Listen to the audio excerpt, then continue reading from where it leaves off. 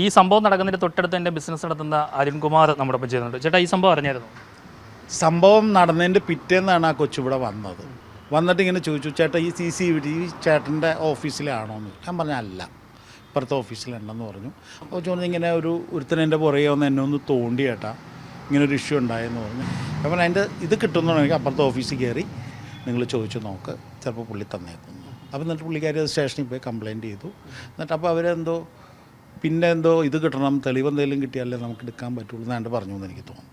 അതിനുശേഷം വന്ന് ഇവിടെ നിന്ന് അതിൻ്റെ ഡീറ്റെയിൽ എടുത്ത് സ്റ്റേഷനിൽ കൊടുത്തു എന്ന് തോന്നുന്നു ആ കുട്ടി. അപ്പോൾ ഇങ്ങനെ അവർ അന്വേഷിച്ചുകൊണ്ടിരിക്കണമെന്ന് പറഞ്ഞ് എൻ്റെ ഫോട്ടോ എല്ലാം കൊടുത്തിട്ടുണ്ട്. മൊത്തം ആങ്ങളുള്ള റോഡാണ് ഇത്. ഇപ്പോൾ ഈ ജിംനീഷ്യം ഉണ്ട്, അങ്ങനെ എല്ലാം ഉള്ളതുകൊണ്ട് ഈ ഫ്ലാറ്റിലേക്കുള്ള എല്ലാവരും അങ്ങോട്ടും ഇങ്ങോട്ടും അമ്പലമുണ്ട്, എല്ലാം എപ്പോഴും ഫുള്ളായിട്ട് പോയിക്കൊണ്ടിരിക്കുന്ന റോഡാണ് ഇത്. ഒരിക്കലും അങ്ങനെ വരേണ്ട ഒരു കാര്യം ഇതിലില്ല. പിന്നെ ഇതെന്തോ സംഭവിച്ച എന്താണെന്ന് നമുക്കൊരു പിടുത്തം കിട്ടണില്ല. ഇനി മേലിൽ ഇതേമാതിരി നടക്കാതെ ഇരിക്കാനുള്ള എന്തെങ്കിലുമൊക്കെ അവർ ചെയ്യട്ടെ. കുട്ടികൾ പഴയ പിള്ളേരല്ല ഇപ്പോൾ. മറ്റേതിപ്പോൾ പിള്ളേർ പ്രതികരിക്കലുണ്ടായിരുന്നില്ല. ഇപ്പോൾ പിള്ളേർക്ക് അത് തൻ്റെ ഇടമുണ്ട്. അതെന്താണെന്ന് അന്വേഷിക്കണം, അതെന്നെ ഇതാ ചെയ്തതെന്ന് പറയാനുള്ള തൻ്റെ ഇടം അവരിൽ വരുന്നുണ്ട്. അത് ഏറ്റവും നല്ലൊരു കാര്യം തന്നെയാണ്. അത് വേണം എപ്പോഴും പിള്ളേർക്ക്. ഒരു സ്റ്റേഷനിൽ പോയാലും എന്നെ ഇന്നതാ ചെയ്തത്, ഇന്ന സംഭവമാണ് ഉണ്ടായി അവർ പറയണുണ്ടല്ലോ.